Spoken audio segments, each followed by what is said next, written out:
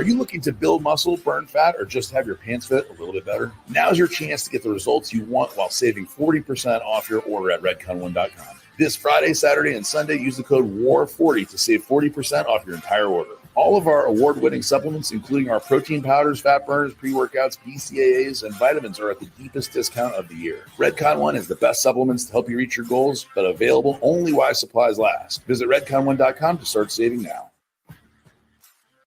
Do you want to know the secrets the pro gamers use to dominate? War Games, our enhanced gaming nootropic formula, is now available to the public. This professional-grade formula unlocks hyper-focus, enables split-second reaction time, and supports eye health during long gaming sessions. War Games comes in one formula with 3 great-tasting flavors. Claim your 30-serving War Games right now before it sells out. Limited supply available. Click now to buy. I want to welcome to the show arguably and known as the best criminal attorney in the world, professor of Harvard since 25 years old, Alan Dershowitz. Alan, welcome to the show. Hey, it's a pleasure to be on with you. Thanks for having me. Appreciate it. Of course, Alan, thank you. It's honestly, it's an honor to have you on the show. We really appreciate it. I personally appreciate it. I'm excited to have you on the show. Thank you. So, Alan, before we get going with some of the questions, I wanted to start with a little bit of your history. And when the first time we spoke on the phone, I don't know if you remember or not, but the first time we spoke on the phone, I said to you, I read your book and I was so excited and impressed. I'm happy to talk to you. And you said, which book? I've written, I don't know. How many books have you written, Alan? 44. I'm just finishing my 45th. Just finished my 45th. Which one was the 45th? The 45th is one I'm writing about the current process of nominating and confirming a justice to the Supreme Court. It's called Confirming Justice or Injustice. That's pretty applicable. That's a good timing for that, Alan. Yeah. So we talked and I said the book was Taking a Stand: My Life in the Law. Right. And I loved, first off, I love the book, and there's a lot of great parts in the book. But the first chapter, I played it actually. I read the book and then I bought the audiobook and I played for my wife the first chapter, because the first chapter is kind of like the best way to put it is like your CV. This is your resume, and it was so unbelievable. And I wouldn't ask you to repeat it because it's like an hour long. But but if you could surmise, the more exciting parts, the things that were more meaningful for you in your history, could you do that? Sure. I grew up as a wise guy. I mean, I wasn't a good student. I was constantly being suspended from school. My mother was called so often to the school that people thought she worked there. And I was a straight C student. And that was true in elementary school and high school. And then I managed to get myself into Brooklyn College because they had an exam you could take, and I was a good exam taker. And then I finished first in my class among the men in Brooklyn College, and then first in my class among everybody at Yale Law School. So I went from a straight C student to a straight A student. My mother always said, get B's. And I never got a B in my life, just C's and A's. So Alan, you brought up that was something I loved in the book is going to yeshiva, right? You went to yeshiva. Yeah. And so I have a kind of how we got in touch originally is my Chabad rabbi reached out to your Chabad rabbi at Harvard, Rabbi Hershey. And I told my guy, Arale, I'm sure he's watching right now, Arale Gopin, I said, how is this possible? Like knowing him, and I don't know a lot of religious rabbis that would be teaching at yeshiva, obviously, but my guy is so like amazing and open-minded. Yeah. Yeah. And I told him, like, this is so disappointing. Like, how can Alan have this problem? But he said, this is not that unusual. Is that some people are in life, right? The same as life. They're closed-minded, and so they don't want to hear an argument from somebody. Oh, look, there's no question about that. One of the things I didn't like about going to yeshiva is because the rabbis would sometimes tell me what to think, and I always wanted to think for myself. And just because some rabbi 1,000 years ago said something doesn't make me want to necessarily accept it or believe it.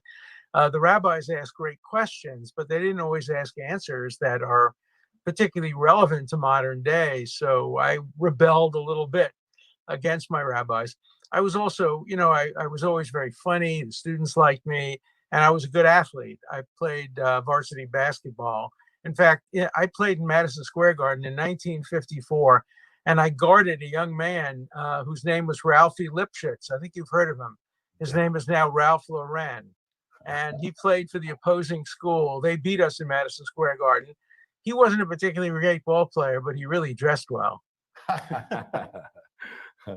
So, Alan, so in terms of your after you went through Yale and you had a storied career, that you've accomplished a lot would be a huge understatement. In terms of your professional career, when you left school and you went out on your own, you went to Harvard, obviously, as a professor at 25. Could you give a very short outline, considering I know that there's so much of after that? Well, I was very lucky. I was asked to come to Harvard. I was very, very young. I had students in my class who were older than I was. David Gergen was one of my students. I had a lot of students, many of them now judges, justices on the Supreme Court. And I taught 10,000 students, and I litigated probably 250 cases. I've handled 27 homicide cases, either murder, attempted murder, conspiracy to murder. And I've won 23 of the 27. So a pretty good record. And one of them, the one that I lost. Oh, we lost you, Alan. Losing a case, you can lose a case temporarily, but there's always a possibility.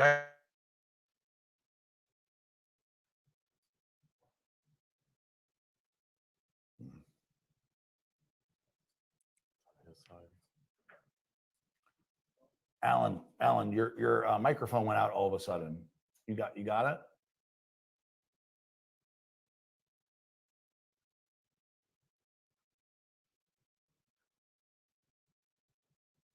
Try again, Alan. Let's see if you can hear you.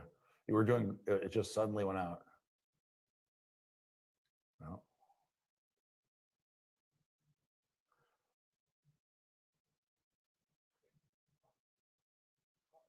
So I don't know if you switch feeds on and off. He looks like he's logging off and going back on. Yeah, maybe the best thing to do. So the one thing that Alan, he's been involved with cases like O.J. Simpson trial. He's part of the Dream Team. He was talking about being an appellate expert, which is something that we're going to talk about. I wonder later. if that's because, again, from the few cases that he lost, I wonder if that's where he just was like, okay. Yeah, I'm assuming that's what he means when he said he came back and then. Yeah. That's the interesting. So if people haven't read the book, Taking the Stand, My Life in the Law, I mean, he's got obviously he's got 44 books. This is his 45th. 45th book. Most people haven't read that many, probably. 45 presidents also. Yeah, 45 books. So this book is his autobiography. Incidentally, it's read by his daughter in the actual audiobook, which was fantastic. His daughter is actually an actress and did a phenomenal job reading the book. Obviously, a girl reading in Alan's voice, you'd assume maybe not so good, but man, she was fantastic. Not just because she's an actress, but obviously she probably knows his intonations and he knows her father very well. I was very impressed. And when I played it for Darielle, she's like, wow, she did like an awesome job, God, what'd my autobiography be like? You're in the middle of it. How would you know right now? They wrote it now. How are we doing? Okay. Okay, we're back. I was just talking, Alan, about your daughter reading the audiobook and how fantastic she was for that book. And my wife was like, I can't believe that she was so good. I'm like, well, she knows the intonations. She knows. She's also a professional actor. She's been in like 10 off-Broadway plays. Of course, there's no acting now. So she's actually enrolled in law school online. So who knows? That's cool. Well, so she, you could tell her, me and Derek, my wife, thought she was fantastic. Oh, good. I'll tell her that. I will. Yeah. So you asked what an appellate lawyer does. An appellate lawyer is the guy who does the autopsy on the trial. If the trial results in a conviction, I read the transcript. I see what went wrong at the trial, and I try to reverse it on appeal. I try to win the case on appeal. You remember the Klaus von Bülow case? He was convicted of twice attempting to murder his wife. Everybody thought he was guilty. And I took the case, and we won on appeal. Then he had a new trial, and we won at the new trial. So that's what I do a lot. I come into the case often after there's been a conviction. I actually do much better when I come into the case early because I can then frame the issues and help develop the strategies. And I've been doing this now for 55 years, and I think I know how to do it. I think that's a safe assumption. And so one of the interesting things with that is that when you look at a case after the fact, I'm assuming you're able to see mistakes or things that Sure. the prosecution or that even the defense, right, could have done differently. And how often does it happen? Not when Alan Dershowitz, when you're doing it, but in a normal situation, how often does the appeal actually get overturned? 2% usually. Of course, I have a much higher rate of reversal, but 2% is the average in the federal courts. In state courts, it may be as high as 4%. I know of no state where it's higher than 5%. So it's a low probability win. Sometimes you can get sentences reduced, but to actually get the conviction reversed, we're below 5%. And so any appellate lawyer who's anywhere near 40% or 50% is doing a great job. And it also depends on how difficult the case is. Murder cases are very, very difficult. And I've been very fortunate. I'll give you an example of how I handle a murder case. So a woman came to me. She had been married to the head of Binion's Casino. That's where the World Series of Poker started. And she was a young woman. She had been an exotic dancer. And Mr. Binion, who was much older, fell in love or lust with her, don't know which. And they got married. And then she had a boyfriend on the side, and he ended up dead. And the theory was that the boyfriend and her had compressed his chest and prevented his lungs from expanding and killed him that way. And the evidence was they found a mark on him, which was exactly the same as the mark as the button. So the proof was that somebody had pressed the button and caused the mark.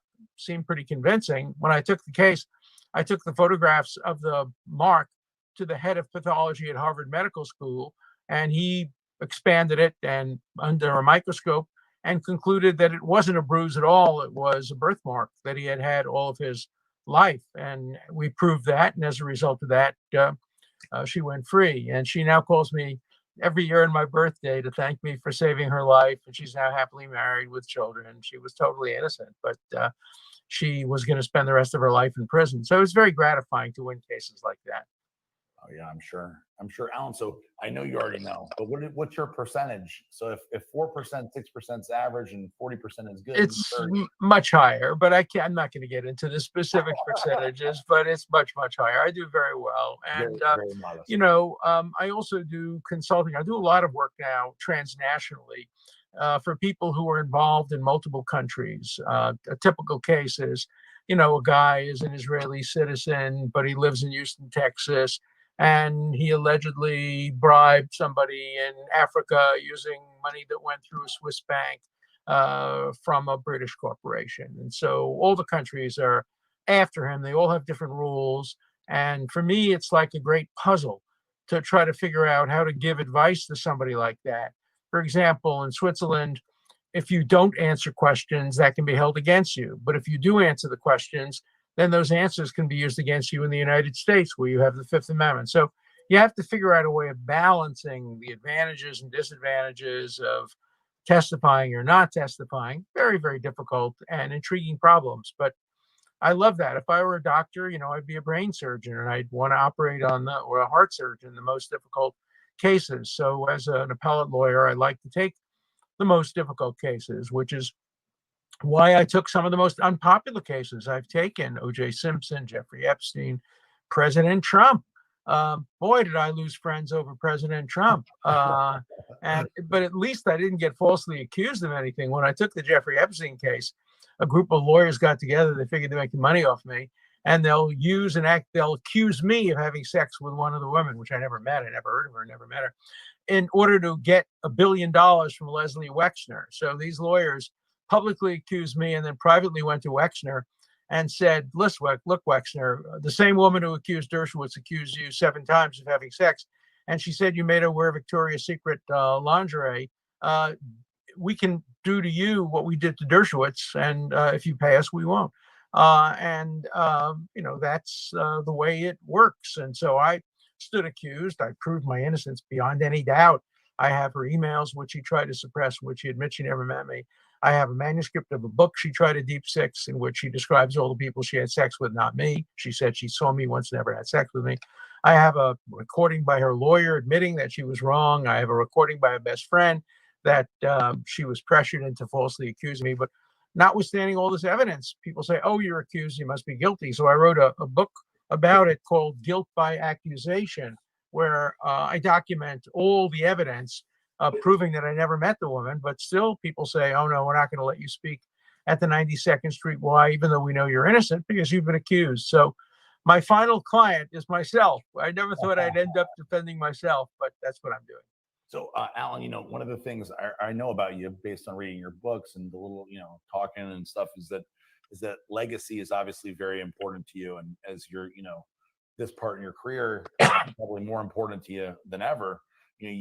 At this part in your career, also, this is where legacy comes under fire. Sure. And I'm sure that's probably more disturbing for you now than it would have been before.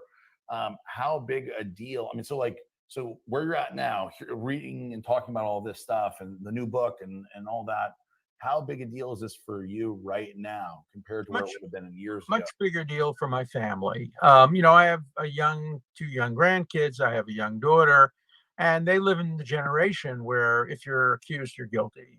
They know, of course, they know me. They know I've never had sex with anybody but my wife during the relevant time period. I'm a homebody. I don't hug. I don't flirt. I don't go out to bars. I don't do any of those things. Yeah. So they all know that it's a false accusation, but still some of their friends don't.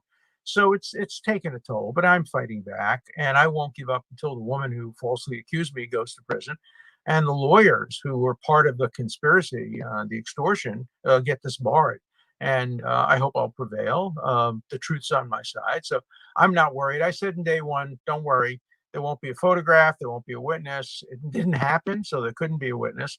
In fact, somebody went to the lawyer who accused me and tried to shake him down, saying, I have a picture of Alan Dershowitz having sex with with some young woman. And so they called me and they said, well, we have this picture. I said, no, you don't. If there's a picture, it's obviously fake because I never had sex with anybody like that. And then they showed me the picture and it was absurd. It was some, old guy with gray hair. They had gotten it off the internet, but they were, trying to use that as a way of extorting me and others. The plan, it was in the New York Times. The plan was the lawyers would call the men who were in the pictures and offer to represent them as their lawyers for $1 million or even more. And that way their information wouldn't come out. It was just a pure shakedown, but that's what lawyers do. There are some really, really, really sleazy lawyers operating out there. And a lot of them now are taking advantage of young women and pressuring them into making false accusations. And the end result will be it will discredit the Me Too movement. These women will end up going to jail, and the lawyers will put money in their pocket. So you have to be very careful of dealing with lawyers. For example, David Boies, a famous lawyer, more ethics charges against him than any lawyer in modern American history. And in my opinion, his ethics are very, very questionable, and yet people go to him. But he's thrown several clients under the bus, and you have to be very careful when you go to a lawyer like David Boies. And his firm is now falling apart, and for good reason, because he's a phony. Yeah. So, Alan, you brought up a whole bunch of great points, but one thing that I wanted to mention, since you brought that up, was questions on. So when we promoted that you're coming on, 99.9% of the people were very excited, and then that small minority asked questions about just this, and they said, Yeah, sure. How can you have this guy on the show, and how can and why would you associate and with Alan Dershowitz? And to be honest with you, I see that stuff and I'm tempted to respond and defend you, but most of the time, all the time, really, I delete them and block them now because I'm like, this guy. There's no point in engaging with somebody who thinks that you are this person. There's no point, right? But for you, is there ever a time like when you represent somebody that might not be 100% on the up and up, or somebody that you maybe want to associate with?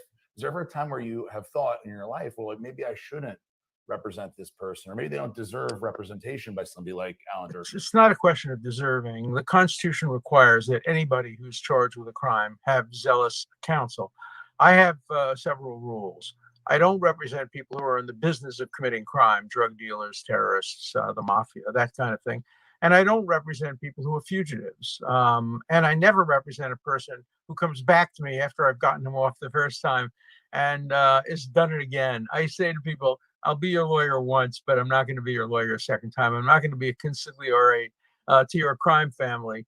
So, but whether you're guilty or innocent, that is not a factor in whether I'll defend somebody. Look, I'd rather defend innocent people. It's so much better if you can really, first of all, it's easier to win if the person's innocent. But second of all, it makes you feel better. But my job is to defend the guilty, the innocent, and the many, many who are in between. There are so many cases where it's a matter of degree and where you can do a good job shifting it from 60-40 to 20-80 or something like that. And so, being a criminal defense lawyer and appellate lawyer requires a lot of subtlety, and but I don't sit in judgment over my clients. Yeah. I mean, I knew the answer to that in the sense that like everybody deserves the best defense they can get. Mm-hmm. You, as a lawyer, why would you not give your very best to a Yeah. person? Well, I wouldn't know how to do it any other way. I mean, it would be absurd. It would be like, an athlete going out and not wanting to take the last shot in the game. I'm a big basketball fan. I've been watching, the NBA with all those, last second 3-point shots with a half a second to go.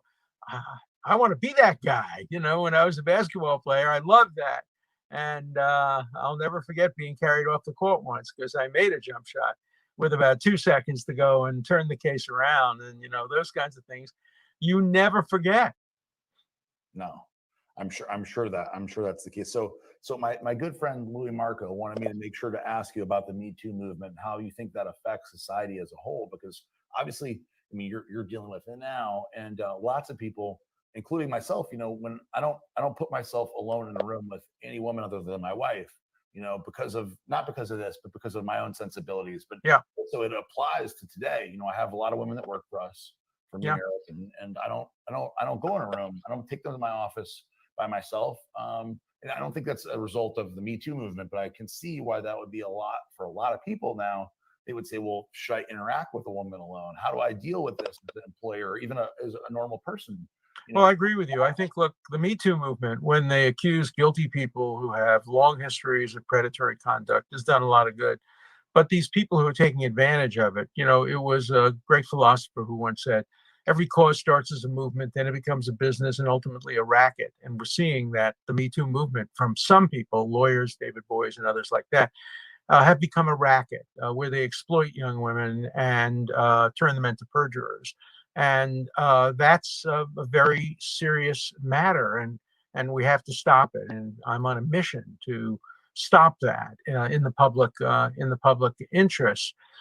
Look, the abuses of the Me Too movement, the excesses of the Me Too movement are going to hurt women in general, because I think you're going to see some employers saying, why bother? I mean, why hire a woman who might someday accuse me of harassment? Why do I have to deal with this? I'd rather hire a man or somebody who I know, but to hire a woman who's a strange woman who I don't know, it would be a terrible thing if that happened, because women are as competent as men and they ought to be hired, but they're being hurt by the false accusations. And here you have, I think of myself, I have lived a completely honorable personal life, completely honorable. I've never done anything wrong in my personal life, in my romantic life, in my sex life. Never, ever, ever, ever, period.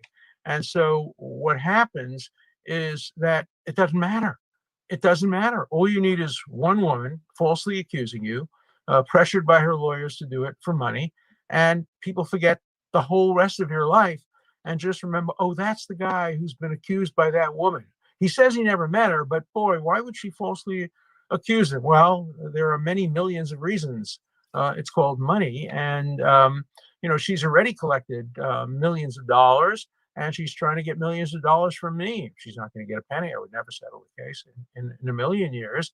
And I'm going to fight back until she goes to prison and until her lawyers are disbarred. So with that being said, how do you think the Me Too movement has affected the justice system as a whole? Because now it's probably clogged with a lot of these cases that they got to figure out. Just all. Well, it's also not only that. It's also telling women that do have a case like this woman accusing Alan that you have a legitimate chance. Like, here you are, you can go ahead and I guess that's what I'm saying is You have nothing to lose. You have nothing to lose. They'll never prosecute you. They'll never hold you in contempt, nothing like that. And you throw the dice, and maybe you'll get 6 jurors and 12 jurors that will believe you. I don't know how anybody would believe her. She has such a long history of lying about so many people. Al Gore, Tipper Gore, you name it. She's falsely accused so many people. But she thinks her lawyers have told her she can win a lot of money, and so she's willing to do that. What this does, I can imagine, to her family, to her children, to her husband. Her husband has to know she's lying through her teeth, and you wonder about her children. Does she care about her children, or is she just looking to make a fortune of money, which she's already made? And she's going to spend the rest of her life being a professional victim and seeking to make money off it. She wants to sell her stories. She already made $160,000 selling stories to tabloids in England. She's collected money in settlements and lawsuits, and she's going to continue doing this probably for the rest of her life unless she's stopped. I'm going to try to stop her. Yeah, I guess that's part of my question is, because it's allowed to go on, and again, has it affected the justice system from like a standpoint, jury standpoint, because it's so commonplace now. It's got to kind of taint people's but even if it doesn't get to a jury, the accusation alone is enough to destroy careers and destroy lives. It's like McCarthyism. I grew up with McCarthyism. If somebody accused you of being a commie or a red or a pinko, that was the end of your career. You couldn't deny it. You couldn't disprove it. And the same thing now is true. It's just called sexual McCarthyism now, and it has the same impact. It can hurt careers. Fortunately, I have the resources, the will to fight back. I'm 82 years old. I'm in good shape. I walk between 7 and 10 miles every day, and I try to keep strong. The worst thing is when people are accused and they're either too sick to defend themselves, or in some cases they've died and they can't defend themselves. And that's the worst thing, when you accuse people who are not able to defend themselves. This woman and her lawyers picked on the wrong innocent person. I will defend myself to the day I die, and then my wife will take over and she'll defend me, and then my children will take over, and then my grandchildren will take over. We're never gonna give up until this woman admits or is found to be a perjurer. So obviously when you get your name cleared on this one, I'm sure that'll be your favorite victory of all time. But until then, do you have a case that is, maybe closest to your heart, or just one that is your favorite victory that you've had? Yeah. A man named Anatoly Sharansky, or Natan Sharansky. He was a Russian dissident who was in jail for spying for the United States. It was totally phony charge. And Erwin Kotler, a great lawyer, and I defended him for 8 years, and we finally got him out. He moved to Israel. He became a cabinet member, a very prominent Israeli. And that's my favorite case, because there but for the grace of God go I. If my parents had stayed in Eastern Europe and his parents had come to America, he'd probably be the lawyer and I'd be the dissident in prison, and he'd be defending me. So I defended him for 8 years pro bono. I do half of my cases pro bonos: human rights cases, civil liberties cases, death penalty cases, poor people's cases, First Amendment cases. I work with an organization called Aleph, a Chabad organization, and they do enormous, terrific work around the world. And so I hope to have the strength to continue to do all this work. So Alan, on the flip side of that, what was the loss that hurt the most? Like, if you think back on your case, I should have won that one. Mike Tyson. Mike Tyson was totally, completely, categorically innocent. And we had the evidence to prove it. I was not the trial lawyer, I was the appellate lawyer. But during the appeal, we found 4 witnesses, several witnesses, I don't remember if it was 4 or 3, who actually saw Mike Tyson and the woman who claimed that he raped her going into the hotel room, and they were snuggling and kissing and holding each other. And she had testified that she never wanted to be with him, and she never touched him, and she never kissed him. And the court excluded those witnesses. And the jurors told us afterward, if they had heard about those witnesses, not only would they not have convicted, they would have recommended a perjury charge against the alleged victim. And so it ruined Mike Tyson's career. He was the greatest boxer at the time. And he's a very nice man, really a lovely man. I'll tell you a story. When I was representing him, he was in prison. He would get online for an hour. You'd have to wait online for an hour to get to the one phone. And he'd call me. And we talked for a minute, and then he'd hear my daughter, who was then 3, 4, or 5 years old, crying in the background. And he'd say, "Oh, Alan, I hear your daughter. She needs you. I'll get back on the line." Most clients aren't that way. He was so nice. And he ran out of money when he was in prison. And of course, I continued to represent him, as I always do, never expecting to get paid. And the day he had his first fight, he sent me and all the other lawyers full fees that he owed us. He said, "I'm an honorable man. I never want to owe anybody." When he was in prison, and he didn't have any money. He provided free turkeys for Thanksgiving and Christmas for all the people in his neighborhood. Very, very decent, nice man. I wish I had won the case for him, but I didn't. It's a real regret. Yeah, that's nice. And we lost the case 2-2. It was a tie vote, 2-2. And the fifth judge, who would have cast the vote in our favor, disqualified himself. And he did it purposely and deliberately. He sent his wife over to talk to me at a Yale Law School reunion to give him an excuse for disqualifying himself. So it was a real scandal. It was Indiana, and the Indiana justice system is known for thumb on the scale of injustice. Wow, that's a shame. That's a shame. And Mike Tyson, I feel like that. Now, I don't know Mike Tyson, obviously, but I feel like that time in prison definitely changed him. And It did. It did. If you're ever in Las Vegas, he has a show that he puts on in, I think, MGM Grand or one of the hotels. And it's just a one-man show, which he talks about his life, talks about growing up in Brooklyn. He grew up only a couple of miles from where I grew up, much younger. But and he talks about life in Brooklyn on the street, very tough growing up, talks about his family. It's a wonderful show, and anybody in Las Vegas should go to see it. I would love to see it. Alan, for you, you represented all these people, and Right. From Mike Tyson to OJ and everybody in between, even like Frank Sinatra, right? Right. Yeah. So was there ever a moment when you represented somebody that you said, "Man, once the case was over or during the case, that I wish I wouldn't have done this"? Or Yeah. Oh, sure. 2.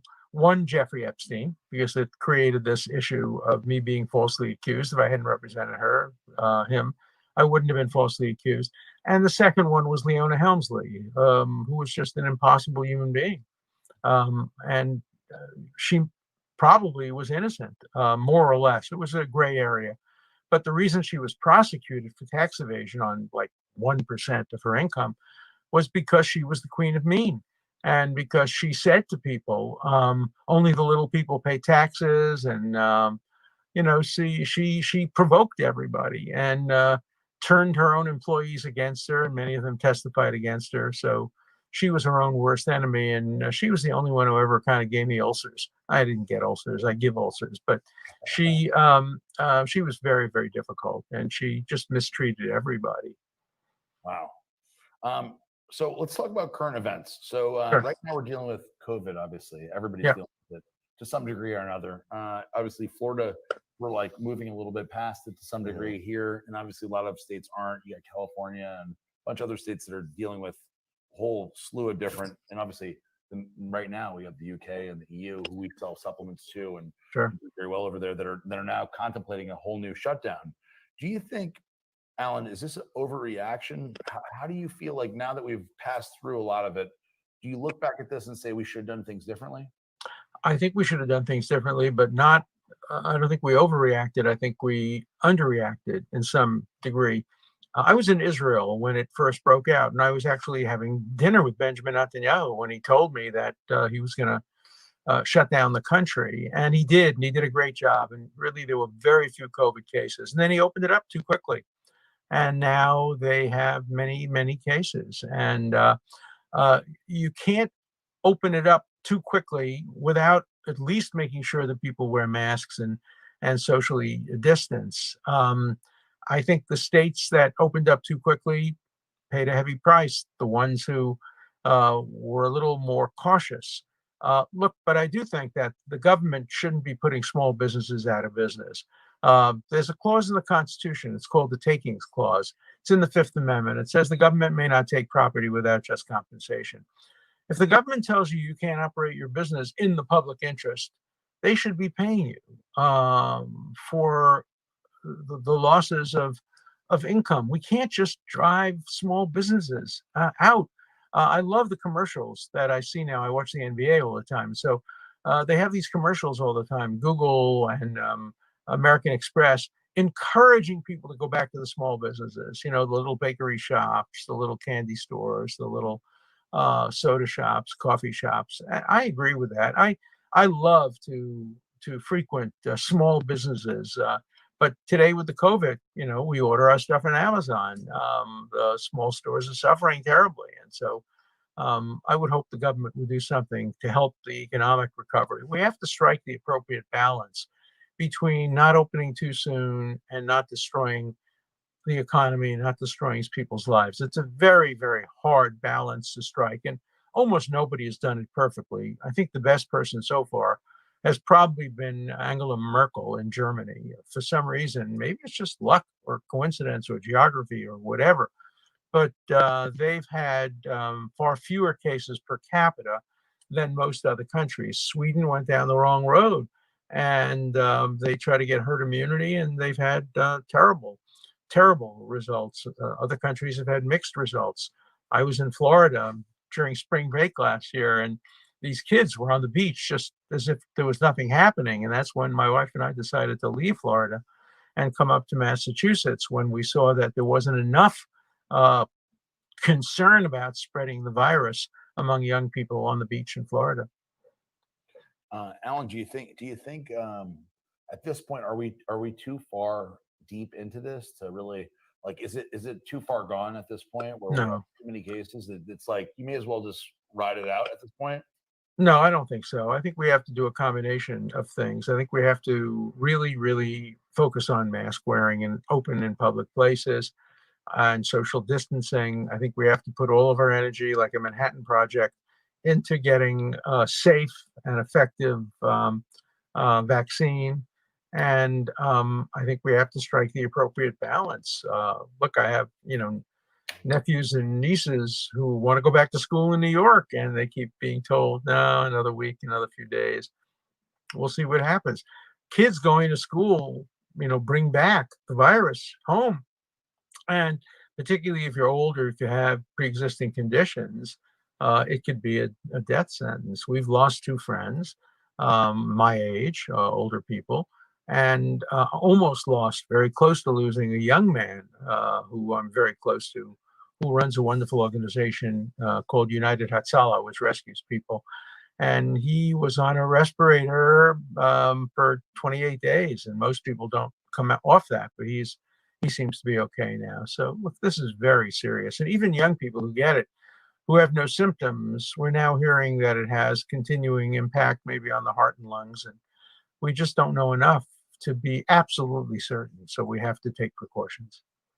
Alan, so what do you think in terms of like the constitutional issues when you force people to wear masks or you force people to observe these type of things where, like, I saw something today where a woman was sitting watching a softball game, and this is isolated incidents obviously, but she was watching her son or child or something play a softball, and she was arrested because she wouldn't wear a mask with her family by herself on the stands. Where should it stop? Like, she's going to win the case, because what's happening is governors are establishing rules, and under our Constitution, governors don't get to make the laws. Only the legislature gets to make the laws. So when governors tell you have to wear a mask, or the president tells you have to do this or that, it has no effect. Only the legislature can tell you what to do, unless the legislature has authorized the governor to take over its function and make rules.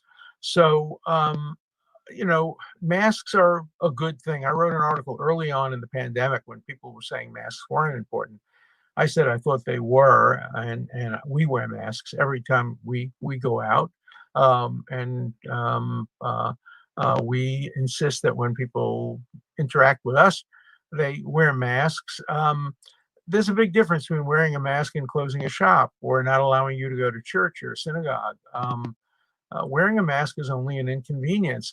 The big constitutional issue is going to come up when there are going to be mandatory vaccinations, when the government is going to say, and they're going to do it legislatively, that you must have a vaccine, because it's not only you who is being protected by the vaccine, but your neighbors and friends. And that will create a constitutional challenge, and I think the vaccines will win. There's an old 1905 Supreme Court decision on that. Will it be applied today? Probably yes, but we don't know for sure. It's a very quickly changing area of law, so we don't know all the answers. That'll be interesting, Alan, because it's like all as an adult parent that has 3 little kids, that if they had to go to school, so my kids go to private school, but if they went to a public school, how does that affect as a parent? Like, if you don't want that, if you don't want your kids to get it because they're not, obviously as a child who's a young child under 8, the chances of them having a fatality based on it is extremely, extremely, extremely small. As you said, they could carry it to somebody else. But yeah, tiny, like infinitesimal small. So if you're not around somebody else, do you not have the ability to say, hey, I don't want my kid to have that? I don't take the flu shot. I never have, and I've never got the flu. Never, ever. Well, you're lucky. Look, you're in great shape. Look at your muscles. It's amazing. Look, flu shots. I take my flu shot every year. I'm getting my flu shot tomorrow. In fact, we're having a doctor come to the house, a nurse practitioner. She's coming to our place, and she's giving us all flu shots. She's going to do blood tests, and this is going to be basically our medical checkup for the year, but it's going to be virtual. It's going to be through telecommunications, and the blood will be taken from us, and it'll be analyzed in a lab, but we're not going to be traveling. They're coming to us, which we're lucky. We have a concierge doctor who does this, and we're fortunate that we can afford it. Not everybody can afford it, and people have to have good medical care. Probably a great many people will be dying, not from COVID, but indirectly from not getting good medical care during the COVID. And, if you're old, you have to get checked up. You have to make sure you're not going to have a stroke or a heart attack or something like that. So again, all of life is a balance. You have to balance the risks. You have to balance the advantages and disadvantages. And everybody is going to balance them a little differently. That's what being free people is all about. I totally agree. I totally agree with that, Alan. So one of the things that's interesting that's going on now, right, at this very moment, and it'll probably be going on for quite some time, is jury trials. So obviously that's your cup of tea, right? Yeah. Jury trials are very, dramatically affected by COVID. In your opinion, how does this affect constitutional, rules and laws based on the fact that you can actually be in have a jury of your peers? You can actually confront your accuser, right? Maybe he's wearing a mask, maybe he's in a different room, maybe your jury is in a different room. Well, we can't compromise constitutional rights. You have to have a right to trial by jury. You have to have a right to confront witnesses, and it has to be live, not by video. And I think the courts will uphold that. But it also means that people have to be let out on bail. You can't keep people in jail for a year and then postpone trials and say we can't have jury trials. There are too many people locked up without bail. It's a tragedy in our country. And I've been working very hard, particularly on behalf of older people who have not been convicted of crimes, trying to get them out so that they can stay at home. Maybe they have to wear a bracelet, a monitor, but there's no reason why they have to be in prison where they haven't been convicted, where they're exposed to COVID. So I don't think we should ever compromise constitutional rights, trial by jury, confrontation of witnesses, the ability to subpoena witnesses, privilege against self-incrimination. All of these have to be remain vibrant. You can't compromise basic liberties. And Alan, don't these people have a right to a speedy trial? Isn't that they do? But the pressure now is waive your speedy trial, or the government has been offering plea bargains to avoid trials, maybe even a little sweeter deal than you'd normally get to avoid the backlog, because there's going to be a terrible backlog. If a vaccine is developed, there are going to be a lot of people who haven't been able to have their trials, and they're going to want to have them. And I think this is a good time probably for some defendants to think about making a deal, and particularly if they can get time served or a sentence that they can serve at home or community service, that would be the best way for them to deal with it. Yeah, that makes sense. So I want to move on to Supreme Court drama. Obviously, we talked in the very beginning, and I know you're online listening about our RBG, right? Notorious RBG. Yeah. Based on the movie, the documentary. And I'm assuming, Alan, did you get a chance to meet her and speak? Oh, with her? I met her many occasions.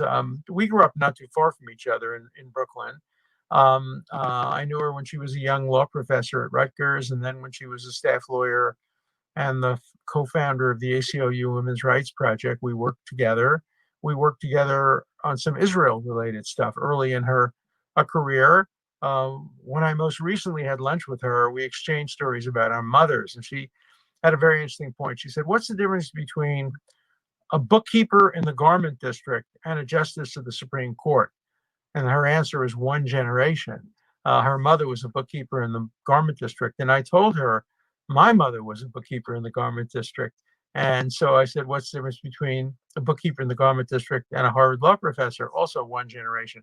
We live in a great country. We're in one generation. You can go from, my parents who were not college educated, my grandparents who didn't speak English or spoke it with a thick accent, to becoming a prominent lawyer, or in her case, a justice of the Supreme Court.